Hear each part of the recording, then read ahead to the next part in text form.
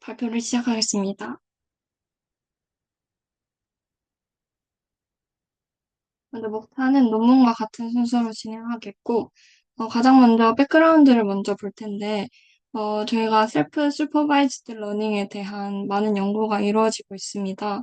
그래서 이에 대한 연구가 이루어지는 이유를 다시 한번 리마인드를 해보자면, 우선 지금 현실에는 라벨이 있는 데이터보다 라벨이 없는 그런 데이터가 더 많기 때문에 이런 라벨이 없는 상황에서 학습을 할 수 있는 방법론이 중요해지고 있고, 이 방법론이 있어야 데이터 구축 같은 라벨을 부여하지 않아도 되는 그런 비용을 절감을 할 수 있습니다.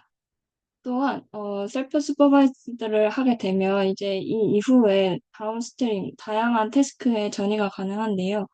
때문에 이러한 방법으로 인해서 많은 연구가 이루어지고 있고, 그 중에 가장 대두가 되는 방법론이 바로 MLM, 마스크드 랭귀지 모델입니다. 이 방법론은 문장의 일부를 마스킹하고 특정 단어를 예측하는 방법입니다. 이거에 대한 가장 대표적인 예시 모델이 바로 버트인데요. 버트는 인용 문장에서 일부 단어를 마스크라는 특수 기호로 바꾼 다음에 이를 양방향에서 학습을 해서 복원을 하는 모델입니다. 이렇게 여기서 버트를 예시로 들면 일부 단어를 마스크하는 것처럼 이렇게 노이즈를 추가한 다음에 복원을 하는 이런 학습 전략을 디노이징 방법이라고 합니다. 그래서 최근에는 이 셀프 슈퍼바이스드를 위해서 이 다양한 마스킹 방식을 고려하고 있는데요. 그중에서 저번 주에 봤었던 엑셀넷도 있습니다. 엑셀넷을 잠깐 다시 리마인드 하자면 어떤 순서로 예측할지에 대한 순서를 퍼메테이션만큼 순서를 다양화해서 학습하는 방법이었습니다. 이처럼 노이즈를 추가하는 방식 자체를 고도화하고 있는데 지금까지의 연구들은 다만 특정 다운스트림 태스크에만 맞춰져 있어서 전체에 대한 범용성 최적화에는 한계가 있었습니다. 그래서 이 바트 논문에서는 기존의 이 MLM 방식보다 더 일반화된 노이즈를 추가할 수 있는 방법인 디노이징 오토인코더라는 방식을 제안하고 있습니다. 그래서 여기서는 마스킹뿐만 아니라 삭제를 하거나 순서를 바꾸는 등 더 다양한 노이즈 적용 방법을 적용한 모델이 바로 바트입니다. 그래서 바트의 풀 네임은 Bidirectional and Auto-Regressive Transformer인데요. 여기서 보면 가장 핵심인 두 가지가 나와 있습니다. 바이다이렉셔널은 이제 기존에 우리가 봤었던 그 버트의 모델처럼 양방향으로 학습을 한다라는 뜻이고, 그래서 이 때문에 이것이 가지는 장점은 왼쪽과 오른쪽 문맥을 모두 볼 수 있다는 장점이 있고, 그러나 이 기존의 버트와 같은 한계점으로는 이 마스킹된 부분을 각각 독립적으로 예측을 하기 때문에 전체 문장을 순서대로 생성하는 태스크에는 적합하지 않다는 한계가 있었습니다. 다음으로는 리그레시브인데요. 이것의 대표적인 것으로는 GPT가 있을 수 있겠고, 이 방법은 토큰을 하나씩 순차적으로 예측을 하는 것입니다. 그래서 엑셀넷도 다시 봤지만 이 B를 예측할 때는 어, 그 앞에 있는 A까지를 학습을 하는 거고, 이제 이렇게 C를 예측할 때는 앞에 있는 A, B를 학습하는 것처럼 이렇게 순차적으로 예측을 하게 됩니다. 그러나 이제 이 방법 같은 경우에는 양방향, 뭐 앞에서 뒤로 이렇게 방금 예시 드린 것처럼 혹은 이제 뒤에서 앞으로 예측을 하기 때문에 양방향으로 문맥을 살피기는 어려워서 문장 전체를 이해하는 태스크에는 한계가 있다라는 점이 있었습니다. 그래서 이 두 가지를 가지고 디노이징 오토인코더 오브젝티브를 활용을 해서 좀 더 한계를 극복하고자 한 것이 바트입니다. 그래서 오브젝티브 방법론, 그 다음에 아키텍처, 파인튜닝 방법론 세부적으로 좀 더 보겠습니다. 그래서 어떻게 이 디노이징 오토인코더를 다양화했는지를 보자면 일단 이 다섯 가지가 있는데요. 이 다섯 가지의 전체 공통 목적은 디노이징, 입력 문서를 손상시키고, 그다음에 다시 원래 문서로 복원을 하는 것이 목표이고, 때문에 디코더 출력과 인풋으로 들어간 원래 문서 간의 크로스 엔트로피를 최소화하는 것이 목표입니다. 이제 그럼 다섯 가지에 대해서 세세하게 보겠습니다. 가장 먼저 토큰 마스킹 방식입니다. 이 토큰 마스킹은 랜덤한 토큰을 마스크로 바꾸는 방식입니다. 기존의 버트와 동일한 방식으로 보시면 되겠고, 때문에 이 경우에 세부 목표는 가려진 단어를 보관하는 것이 되겠습니다. 예시를 살펴보시면 나는 학교에 갔다 해서 학교를 마스킹해서 이 마스킹이 학교에다 라는 것을 알아내는 것이고, 다음으로는 큰 디렉션이 있습니다. 이거는 이제 아예 토큰을 삭제해버리는 건데요. 랜덤하게 단어를 설정해서 삭제하는 방식입니다. 때문에 랜덤하다는 것 때문에 어디가 비었는지 그 위치까지 스스로 추정을 해야 하는 것이 학습 목표입니다. 예시를 보시면 나는 학교에 갔다. 그래서 학교에를 그냥 아예 삭제를 한 것을 볼 수 있습니다. 다음으로는 세 번째 가장 이 바트 논문에서 성능이 좋았다고 하는 방법인데요. 이것은 연속된 구간, 이 연속된 구간을 스팬이라고 합니다. 스팬을 마스크로 대체하는 방식입니다. 여기서 특히 스팬을 이게 구간이기 때문에 이거에 대한 길이를 정하는 방법은 포화정 분포를 따른다라고 합니다. 포화정 분포는 어, 이 람다가 분산 평균과 동일하다라는 그런 분포인데요. 때문에 여기서는 람다를 3으로 지정했기 때문에 분산도 3, 평균도 3인 분포를 따른다라고 생각을 하시면 됩니다. 이거에 대한 이제 의미적인 관점에서는 이 구간을 정할 때 가장 많이 나오는 그 구간의 길이가 바로 3이다 라고 생각하시면 되겠습니다. 그러나 이게 항상 3인 것은 아니기 때문에 확률 불법을 따르는 거기 때문에 3이 아닌 뭐 몇 개의 단어가 빠졌는지까지 추정을 해야 하는 방법론입니다. 여기 예시에서는 가장 많이 나오는 길이 3으로 해서 예시를 한 것을 볼 수 있습니다. 다음으로는 센텐스 퍼뮤테이션 방법입니다. 이거는 문선의 문장 순서를 무작위로 섞는 방식입니다. 이제 이거를 보시면은 기존에 저희가 했던 엑셀넷 방식과 유사하다라고 생각을 하실 수도 있을 것 같습니다. 어, 여기서 보면은 원문이 이렇게 세 가지가 있었는데 나는 학교에 갔다 가장 처음에 왔던 것이 가장 마지막에 가서 이 순서를 섞어서 줌으로 이 전반적인 순서를 맞추기 위한 구성 감각을 기르는 것이 목표입니다. 다음으로는 이 다큐멘트 로테이션 방법을 사용했습니다. 이 방법은 문서 내에서 임의의 단어를 시작점으로 하여 회전을 시켜서 이 순서를 판별하는 방식입니다. 예를 들면 여기에서는 나는 학교에 갔다, 그리고 친구를 만났다가 원래 순서인데 여기 중앙을 시작점으로 잡아서 그리고 친구를 만났다가 먼저 오고 그 다음에 이게 회전되어서 뒤에 붙는 것을 볼 수 있습니다. 때문에 이거는 문서의 시작점만 판별을 하면 그 이후에 쭈르륵 하면 된다는 이것과는 약간의 차이가 있는 방식이 되겠습니다. 다음으로는 이 모델 전체 구조를 볼 텐데요. 앞에 프리트레인 오브젝티브를 이제 해당 이 모델을 사용한다고 보시면 되겠습니다. 여기서는 기존의 트랜스포머 시퀀스 투 시퀀스 모델을 활용을 한다고 했고요. 그중에 이제 활성화 함수는 GPT와 같은 렐로가 아닌 렐로를 써서 좀 더 0에서 부드럽게 수렴해서 안정성을 높이고자 했습니다. 그리고 파라미터는 다음과 같이 설정을 했고, 모델의 크기는 베이스 모델인 경우에는 각각 인코더 디코더를 어, 6개 레이어를 쌓아서 트랜스포머와 동일하고요. 라지 모델인 경우에는 각각 12개층씩 쌓았습니다.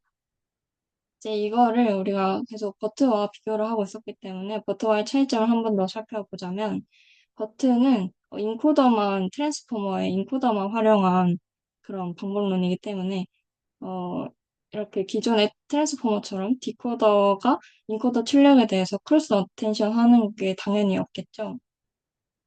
때문에 이제 이게 다시 생겼다. 트랜스포머 구조를 따르기 때문에 이것이 생겼다라는 차이점이 하나 있겠고요. 두 번째로는 이 버트에서 피드포워드 레이어가 있었는데요. 이걸 똑 떼었기 때문에. 그러나 이제 여기서는 이 기존 버트에 있던 이 피드포워드를 바트에서는 생략하지 않고 그냥 이렇게 바로 넘어가는 것으로 바뀌었습니다. 네, 다음은 이렇게 이제 학습이 된 모델을 다운스트림 태스크에 활용하는 파인튜닝 방법에 대해서 세세하게 보겠습니다. 먼저 첫 번째로는 시퀀스 클래시피케이션 태스크입니다. 이거는 이제 문장 전체가 어떤 범주에 속하는지, 예를 들면 뭐 긍정, 부정이다 이런 식으로 분류하는 태스크이고, 여기서는 이제 버트에서 CLS 토큰과 사용을 비슷하게 하는데, 다만 이 바트에서는 기존에 CLS만 사용했다면 이게 CLS의 역할이 되겠고, 맨 마지막에 특수 토큰을 붙여서 전체 디코더 상태를 참고할 수 있게 좀 더 이제 문맥을 잘 이해할 수 있도록 수정을 하였습니다. 예시로 보자면 이제 이것이 입력 문장으로 들어간다면 이 버트에서는 이 CLS 토큰에 집중을 시켜서 학습을 해서 이 마지막에 나온 CLS의 히든 스테이트 벡터만으로 이것이 이제 기존의 전체 문장을 함축하고 있고 이걸로 가지고 긍정, 부정을 예측했습니다. 그러나 이제 바트는 시퀀스 투 시퀀스이기 때문에 이게 인코더에 들어가고 인코더 출력값이 이렇게 돼서 디코더로 들어갑니다.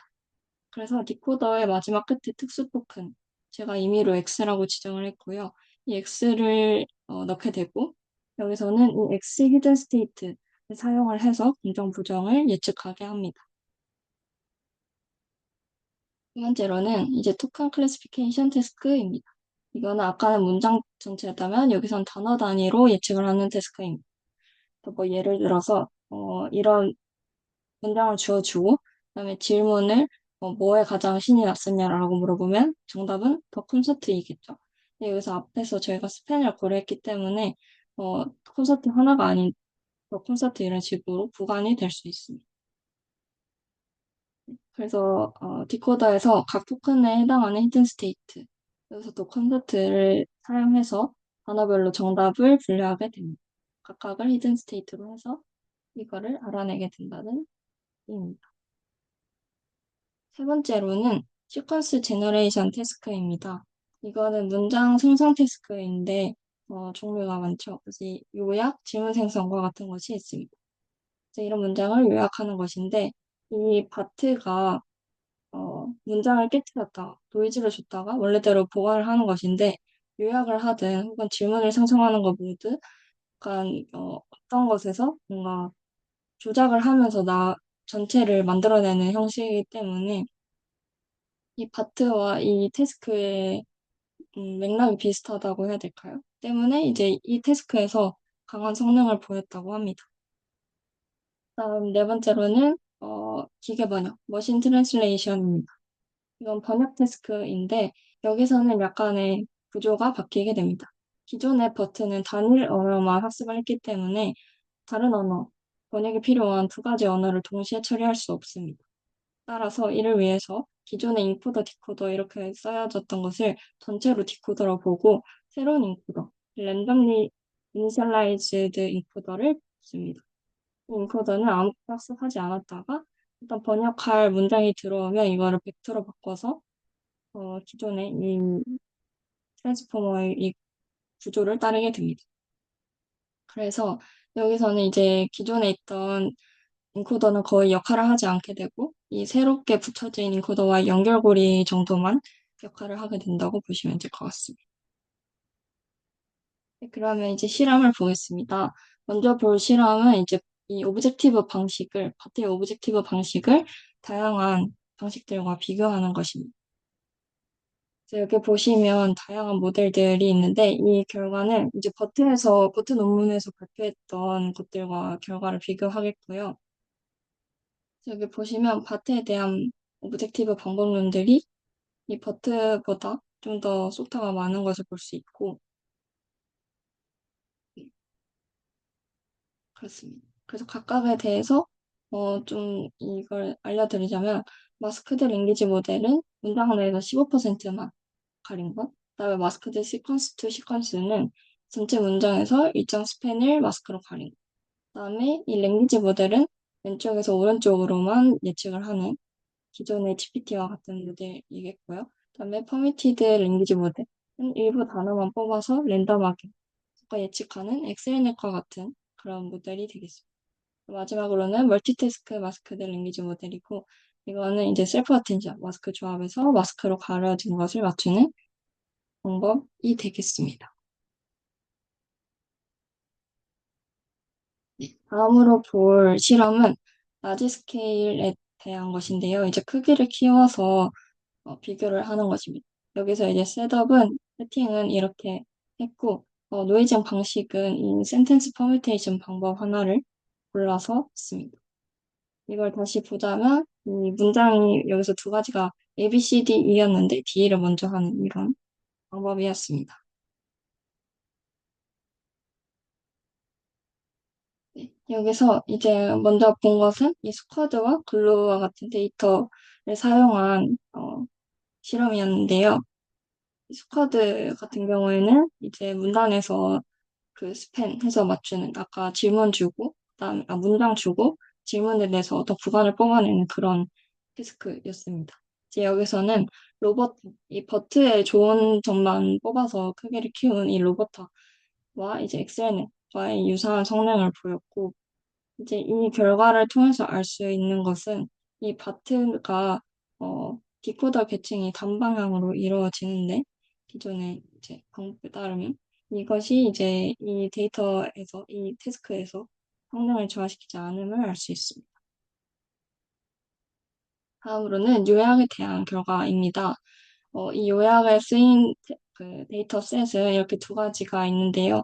먼저 이거는 이제 뉴스 본문을 요약하는 거고, 이 엑스썸은 이 뉴스 본문보다 좀 더 요약하기 어려운, 이건 약간 두갈식이라면, 이거는 이제 좀 두갈식이 아닌 숨어져 있는 그런 데이터 셋입니다. 그래서 이게 더 어려운 데이터 셋인데, 보면은 여기서 기존에 뭐 비교하는 다른 모델인 리드3 같은 경우에는 이 성능 차이가 꽤 많이 나는 것을 알 수 있습니다. 그래서 이 엑스썸이 성능을 내기 어렵다. 하지만 이제 바트익 같은 경우에는 두 가지 모두 성능이 비슷하고 또 가장 높은 것을 알 수 있습니다.